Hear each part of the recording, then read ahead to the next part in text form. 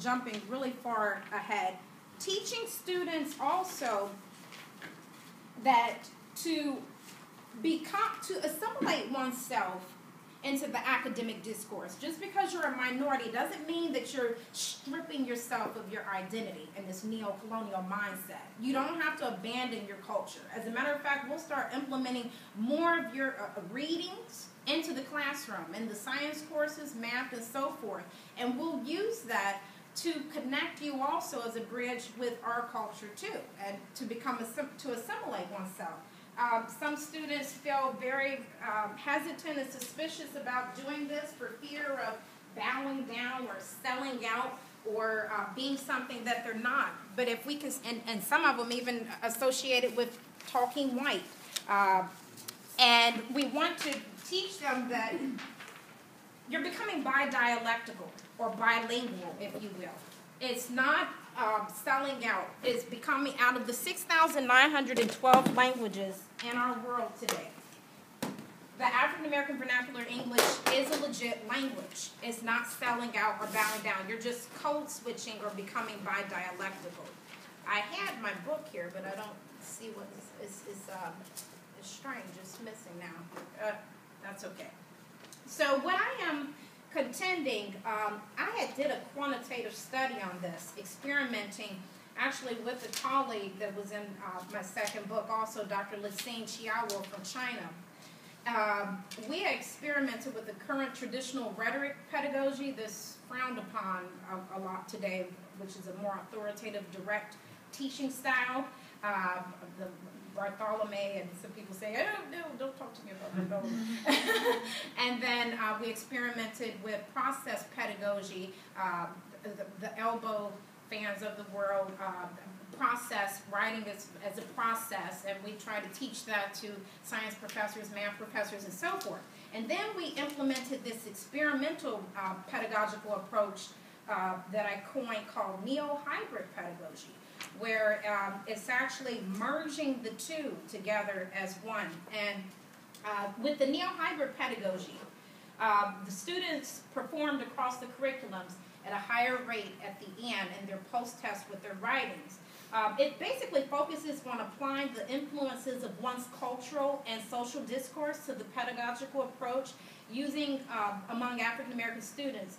This method consists of an authoritative, direct approach in teaching writing with the merging of a process approach. Students are required to create sentence outlines to help organize their essays. In addition, detailed paragraph outlines are provided to students as a guideline to help guide them through their papers. As an example, implementing even like some of their different songs from popular culture among different genres, or implementing writings as part of the canon and not part of the canon into the classroom as a bridge as well can also help with that. And on the sheet that you have here, it's just, I knew I was going to run out of time, so I made sure that I copied a handout for you, but it's just going in detail about common routines associated with this neo-hybrid pedagogical approach. And actually, strange enough, the minority students respond better with their writings when theoretical frameworks are applied.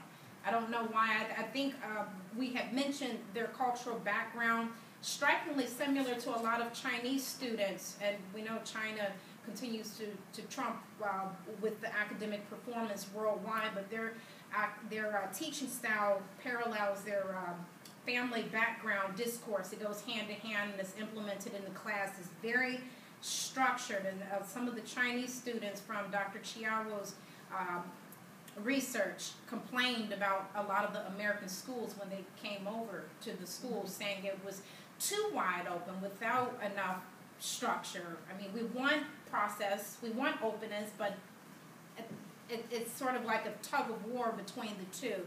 So I had mentioned to Dr. Chiawo over in China that perhaps starting with what they're familiar with, as Kenneth Burke coins his theory, identification and consubstantiality, trying to find that common ground, implementing their culture into the class first, and the teaching style more structured and focus, and then moving them into more of a process approach could have a higher effect on students' writing skills across the curriculum.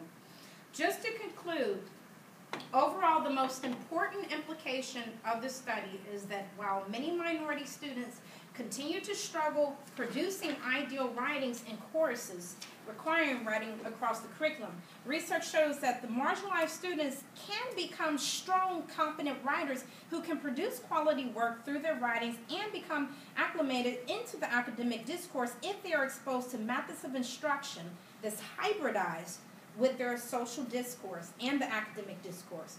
Ultimately, this can be successful through the implementation of educators preparing to move toward acknowledging, respecting, and implementing more culturally based readings, research writings, and even methods of instruction in the writing courses.